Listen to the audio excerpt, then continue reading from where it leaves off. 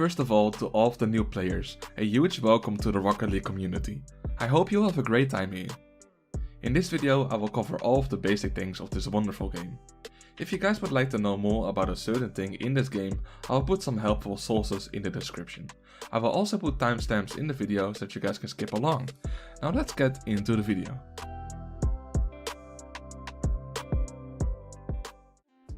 In this video I will cover the following things. I will cover the menus, what cars are and which is the right one for you, training, toxicity and how to deal with it, and tips for new players.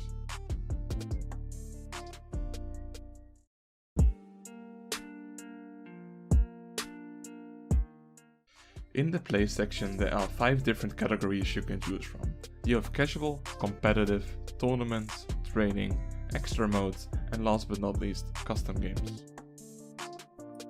Casual is split up between 1v1, 2v2, 3v3 and 4v4. This is usually played to warm up for competitive and for the people that aren't into competitive play in Rocket League. Competitive is split up between 1v1, 2v2 and 3v3. Since Rocket League is a very competitive game, people play this the most. In order to better divide the player base into skill levels, Rocket League has skill rating. In order to visually show this, Rocket League has 8 rank sets to divide the player base in, which are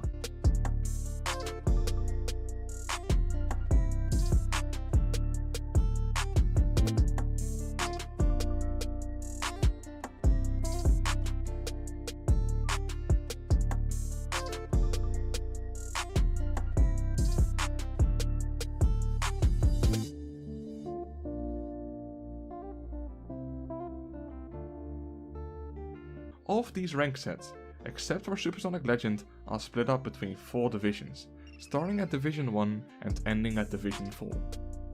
At the end of the Rocket League season, you will get season rewards.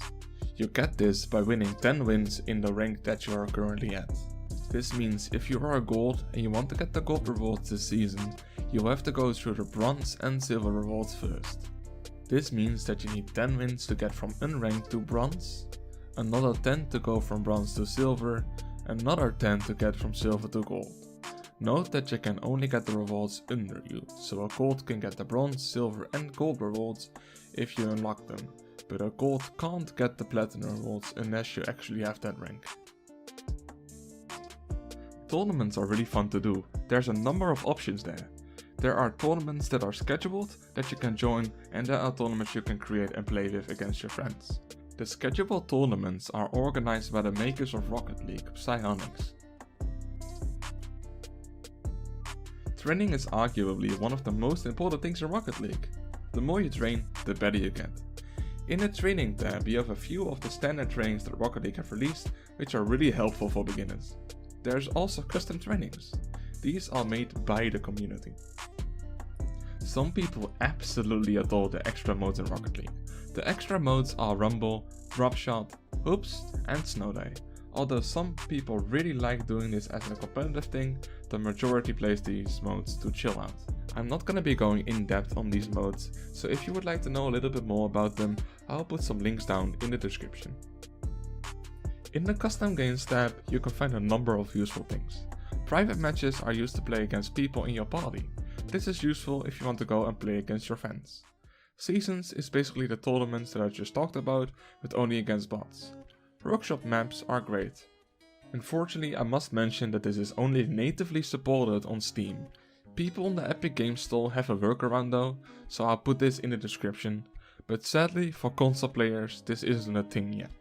I hope that Psyonix, aka the makers of Rocket League, will implement this soon. The item shop is where you can get your items. Every X amount of hours the shop gets refilled so you can get more items. Sadly, you can't get these items without buying Rocket League's in-game currency. Like most games, Rocket League has a Rocket Pass. This is Rocket League's version of the Battle Pass. Just like the item shop, the Rocket Pass is also paid with Rocket League's in-game currency. As of now, there's no actual way to get the in-game currency for free. The only thing you can do is buy the Rocket Pass once, and if you play enough you can actually get it back, because you get the coins in the Rocket Pass. But besides that, there's no actual way of making free in-game currency.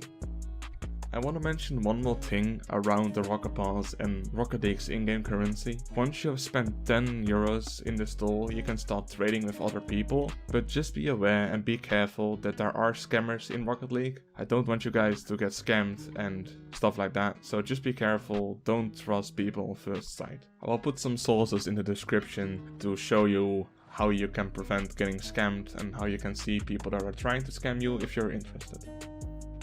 In the Garage tab, you can change your car and all of the customization that comes with it. You can also manage your inventory, check your blueprints and make custom car presets. What are blueprints, you may ask? Blueprints are items that drop after a game. Unfortunately, once you have gotten these blueprints, you will need to pay in order to convert them to actual items. Custom car presets. In order to be able to get your favorite car quickly, you can make custom car presets. This is done by going to the Garage tab and clicking Create New Preset. On the Career tab, you have got the following things. You have got stats. Here you can see all of your stats, like win rate, amount of goals scored, and all those kind of geeky things. League rankings. Here you can see who is in the top 100 players in the world. You can also see how you compare in comparison with your friends. On the leaderboards, you can see who is number 1 on goals scored, saves, assists, and all those kind of stats. The second option of the profile tab is replays. Here you can look at your saved replays. How do you save replays, you may ask? You can save replays mid-game actually. How do you do this? You need to go to the settings and scroll down to the bottom, and there's an option called save replay when holding. So when you hold the button, a marker will be placed at that point in the replay, and at the end of the match there will be a pop-up that asks you to save the replay. Just click on that and your replay will be saved. It's magical. The third option of the profile tab is clubs. Here you can join random clubs or make one of your own. This is basically a team. It will pop up on the left of your name when you go into a match.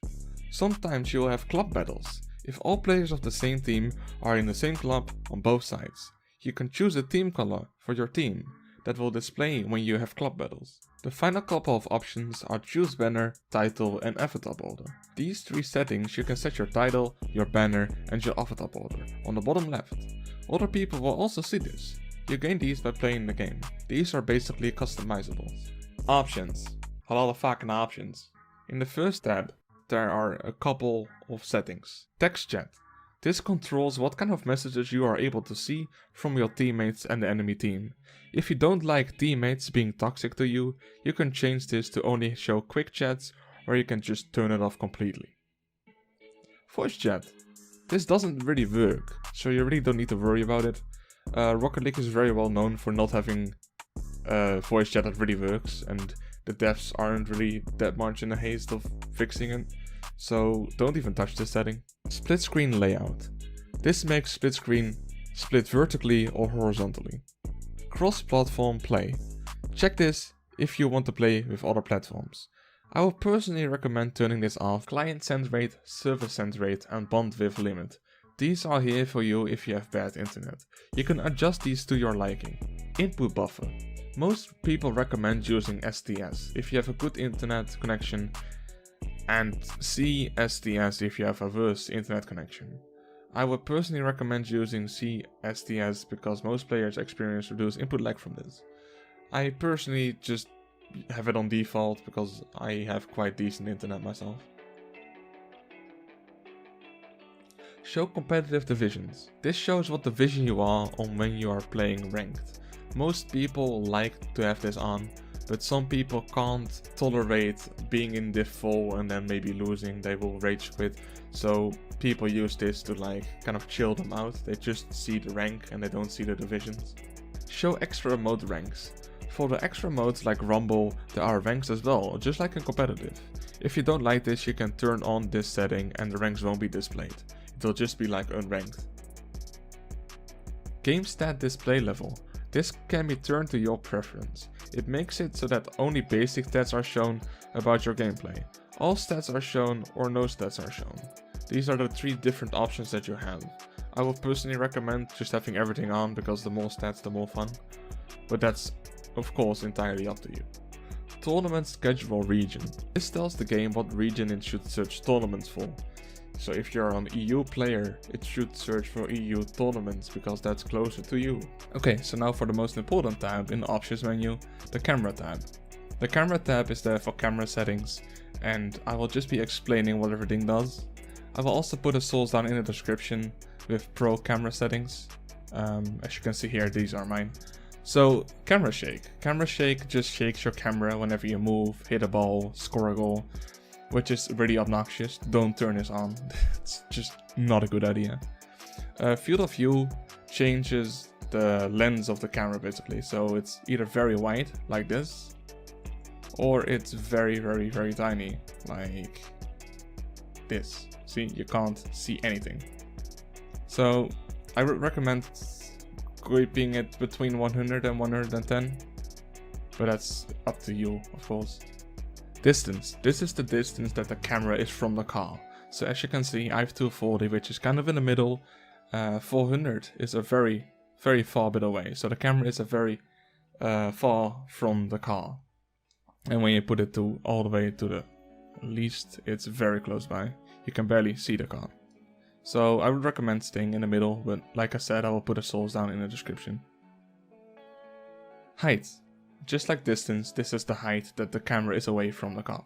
I have 110 because I like it. 200, like you see, is very, very high on the car, and 40 is very low on the car. So you can basically see that beautiful booty, you know what I'm saying? The camera angle is how angled the camera is in comparison with the car. So a very low angle will be very flat like this, so you wouldn't have any angle on the camera, and a very high one would be very angled, so you don't see as much of the ceiling, and you would see more of the ground basically. I would recommend having like 7 to 3, but that's up to you. Again, I will put some sources down in the description. Camera stiffness. This is kind of weird, but if you have it at 1, when you move around in dribble mode, see, the camera moves it very tightly. And if you have it low, the camera doesn't move it around slightly, so it's kind of like delayed. It will like kind of, it won't be as catching up as fast basically. I would recommend having it kind of in the center, but I have it at 0.65.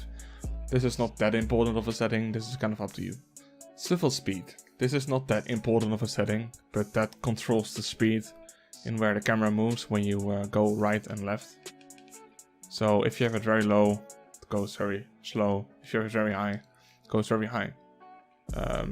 This is not that important, just put it on whatever you want and that's fine.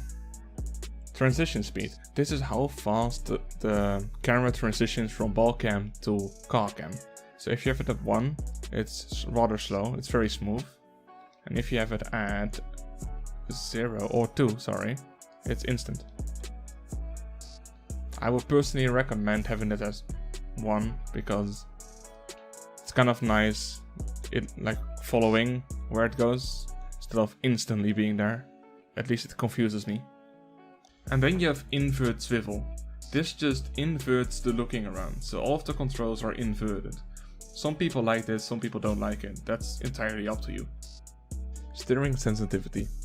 This will determine how far the stick needs to be pushed for the car to start turning. Aerial sensitivity.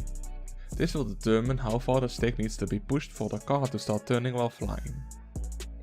Controller dead zone. This will determine how far the stick needs to be pushed from the middle in order to activate during steering and flying. Controller vibration. This will make the controller vibrate if you scroll or jump or other stuff. I personally don't recommend having this option on. Vibration intensity. This will make the controller vibrate harder. Ball camera mode.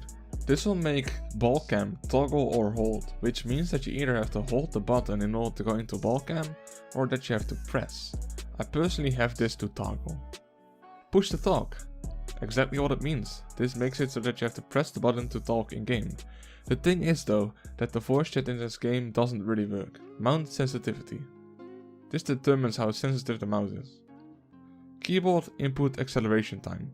Controls the time to smoothly scale keyboard inputs to their maximum value.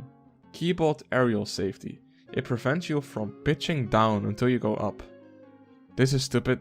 Don't do this. I wouldn't recommend this at all. This is useless. Next, interface scale. This makes the interface bigger or smaller. Display scale. This does basically the same. Nameplate scale. Adjusts the scale of the nameplates of enemies and teammates.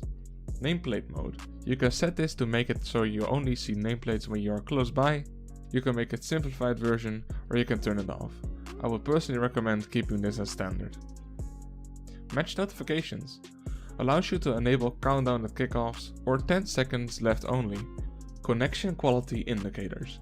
When you have package loss or any type of connection problem, icons will pop up. I personally have this disabled since the pop-ups are more distracting than the actual lag I get from package loss. Colorblind mode. This is for my fellow colorblind people. This makes the contrast of the game that little better for colorblind people. False default team colors.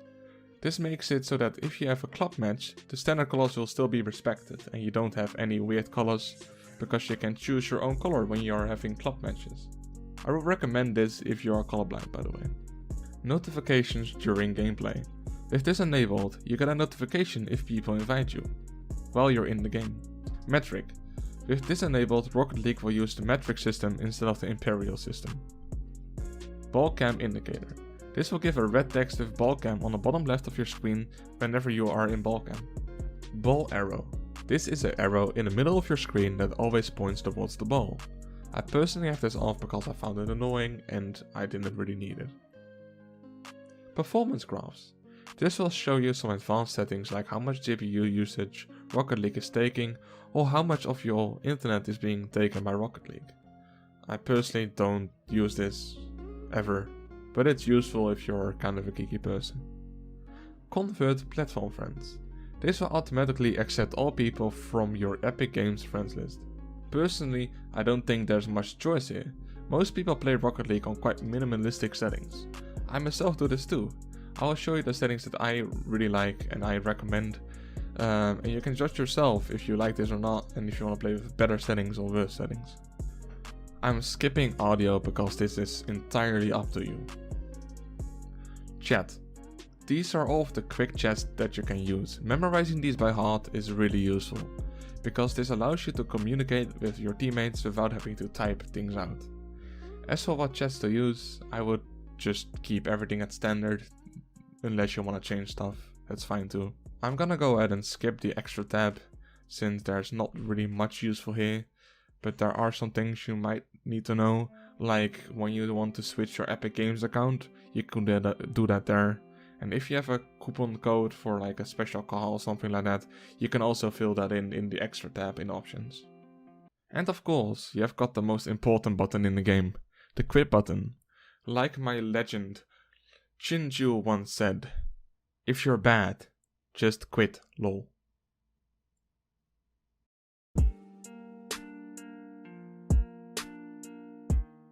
Although Rocket League might look simple at first, there are many complicated mechanics in this game. I won't go into too much depth about them in this video, but I will leave some good sources in the description. Cards are the visual representation of what a player sees, but what you see is not always what is actually happening. Rocket League has hitboxes, just like many other games. A long time ago, every single car used to have its own hitbox, but because of confusion and wanting to simplify the game, cars are now put into 6 hitbox types, which are Breakout, Dominus, Hybrid, Merc, Octane, and Plank. You can find a link to which cars have which hitboxes in the description. The 4 most used cars in the game are currently Octane, Dominus, Batmobile, and Fennec.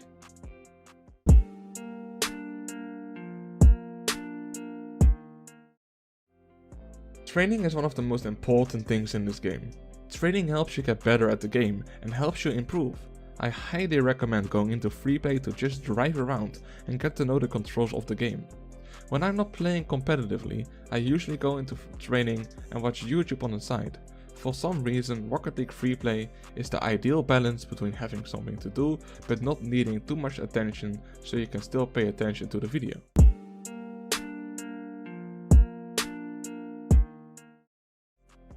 Just like in any other game, Rocket League has toxicity, whether you like it or not. Like Chinju once said, In order to defeat the toxicity, thou must act like the chicken. Basically what I'm trying to say is that you should try and ignore it. In Rocket League there is a report button. Use it when people are toxic.